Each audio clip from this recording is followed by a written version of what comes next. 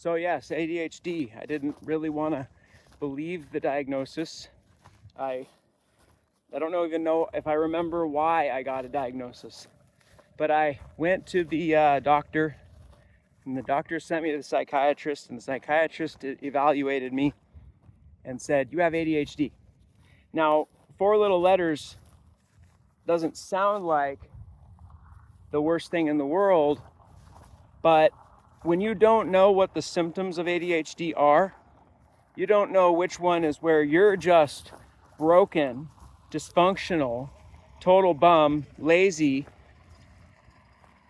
short-sighted, forgetful, impulsive, prone to substance use and doom scrolling and having a new favorite person and new favorite people, new favorite hobby, researching hobbies, buying things,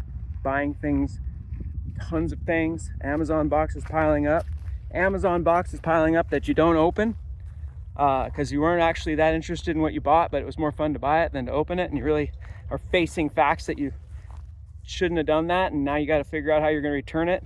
Then you got a pile of stuff that you got to return, but it's not a pile.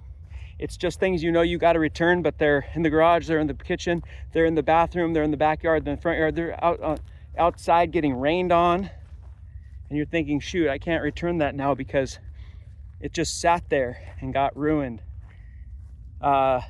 You've got supplements, you've got vitamins, you've got all the history of the new cure-all health craze in your cabinets, in boxes. You have subscriptions of things like protein drinks that keep showing up automatically, but you haven't even drank the first case. You've got subscription after subscription of things that, you got stacks of pill bottles of meds you've been prescribed that you just don't want to take because you're now out thinking whether or not you want the side effect that you read about while obsessively reading for hours and hours and hours about it. You have a stock portfolio, maybe you have several where you just have hundreds of small stock purchases sitting in an account or dozens of accounts, and you're now going on a new binge on something like Reddit where you're looking for the secret like penny stock that you're gonna make it big on, and then you forget all your logins, and then you don't even know how you're supposed to go about tracking these things. And then maybe you look at your bank account, maybe you don't. Maybe you've got a special someone who's looking after you, and that special someone says things that are shameful and says you are this and you are that. I'm not just talking about me, am I? So I went to a workshop, and I hope some of y'all were there. Let's see if I can remember the dude's name. It's Mark Coleman. Yeah, there you go. Buddhist master, I guess. I don't know if he'd say that. And then he had some help there, which is a cool doctor named Mark and a cool coach named Dana, who I'm going to be working with hopefully. And anyway, the whole workshop was called "You're Not Your Fault" or "It's Not Your Fault," and I was like, it's been 15 something years since I got diagnosed with ADHD. It's been probably 2 or 3 years that I've actually considered that it's really real in my life. It's been a lot of years of hearing people say something that sounds like ADHD is not real, you're just lazy. It's been a lot of employers putting me on performance improvement plans, a lot of teachers who knew my parents well from constant conversations, principals. I got pulled out of regular school classrooms and put in the little special classroom. I got sat at the back of the room. I got sat next to the teacher. I got harped on or yelled at for doing things like staring at the ceiling during the middle of a lecture. I left many lectures in college because I was allowed to, and just walked out because there wasn't anything I was going to get out of it because I couldn't possibly retain it. All that came with feedback, negative, critical feedback from family, friends, people who care about you, your teachers even, people who care about you. But in our society, in our culture, the way we show care is usually through criticism or negative feedback. And I didn't know that there was support. And this wonderful, wonderful lady, Jean Morrison, look her up. She's a nonviolent communication, founding, founding population member of the nonviolent communication movement by Marshall Rosenberg. She also is extremely compassionate towards neurodivergence. And she said,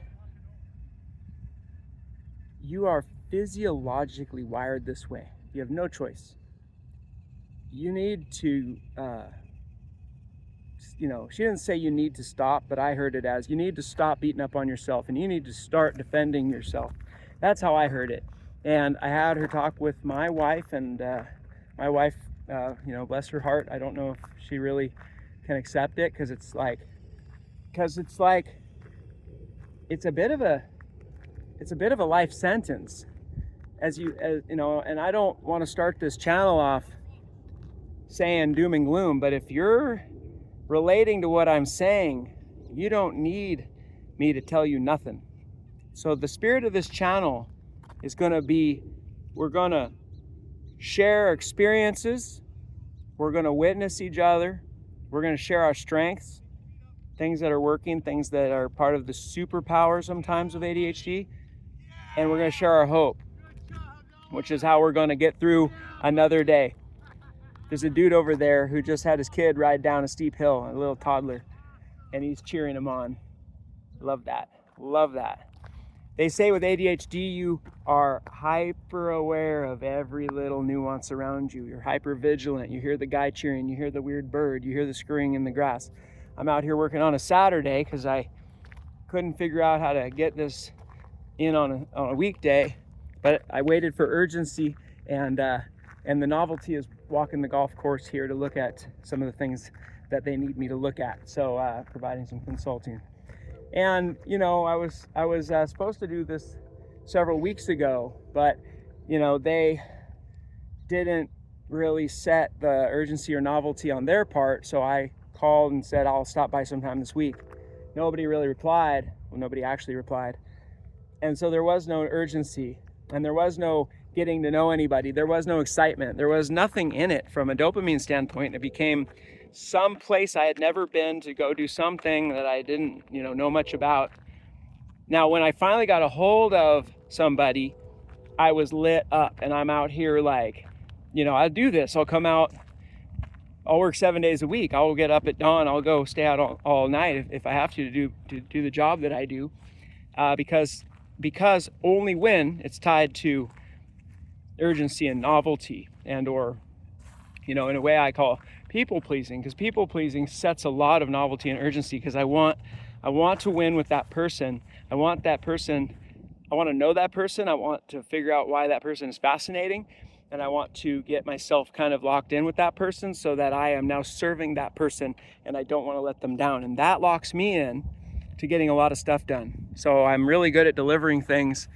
Sorry, the light's terrible. If I'm good at delivering deliverables, if the consequence of not doing it is shame, reputation, ruinment, future loss of money, loss of opportunity, loss of the referral, loss of the introduction to the next cool person.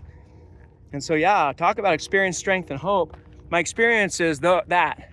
My strength is, I know that if I can just love myself through this, that I will, I've accomplished a lot, so I'll keep accomplishing a lot, but I'll accomplish it more. Here's the hope. I'll accomplish more, continue to accomplish things without feeling so bad about myself, without the inner critic saying, dude, you're a failure, you're never going to break this, you're always behind, you're always late, you're always waiting for somebody to follow up with you.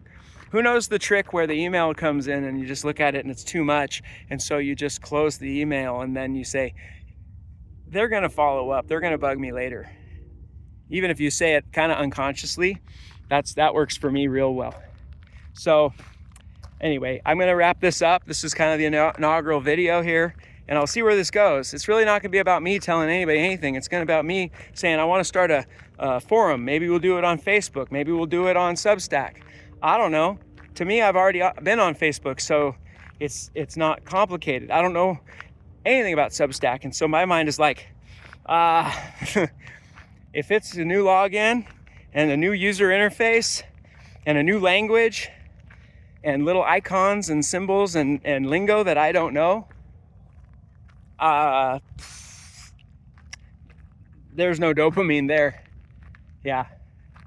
So, you know, if only there was a little reward dispenser that just kept on kicking out new and novel gifts every time I did something uncomfortable. Maybe this, what would I be? Perfect? Would I be a superstar? Who here looks back at their life and goes, if I didn't have all this ADHD stuff going on, I'd probably be a zillionaire. I'd probably be a CEO or whatever it is, you know, the top of your wish list, you know, Olympian. I would be an Olympian. Lots of potential that I see that I could never act on because I could never act. Anyway, that's enough out of me. My name's Zach. I don't know if I love the title of this channel or not, but you know, who cares, right? All right. Hit me up in the comments if you got any, if you've seen this, if you got any ideas, if you want to talk about doing this on Facebook. I don't think comments on YouTube are very good for having long conversations and really sharing. That's why I want to get it onto some other channel. Pick up the attention here and hightail it to somewhere where we can really interact. And then maybe, who knows, but maybe we get to a place where we're having some